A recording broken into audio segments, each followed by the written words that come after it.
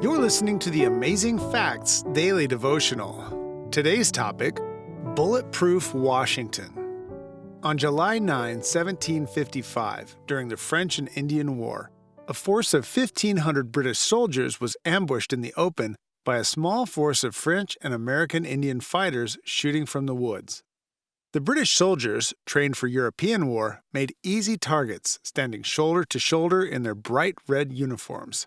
And their officers were even more exposed on horseback, high above the men on the ground, making perfect targets. The slaughter continued for 2 hours as nearly 70% of the British soldiers were cut down. One by one, the chief's marksmen shot the British soldiers from their horses until only one remained. Amazingly, round after round was aimed at this one man. Twice the young lieutenant's horse was shot out from under him. Twice he grabbed another horse.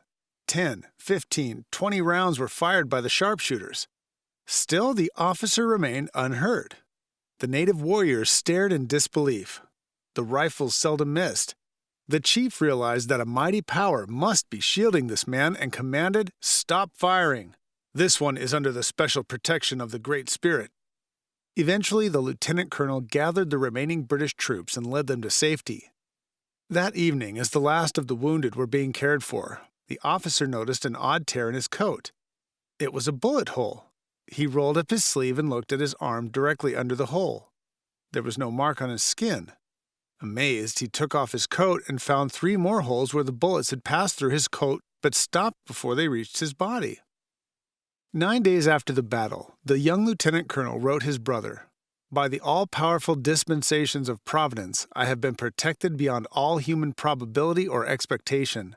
For I had 4 bullets tear through my coat, and 2 horses shot under me, yet escaped unhurt, although death was leveling my companions on every side." The 23-year-old officer went on to become their commander-in-chief of the Continental Army and the first president of the United States.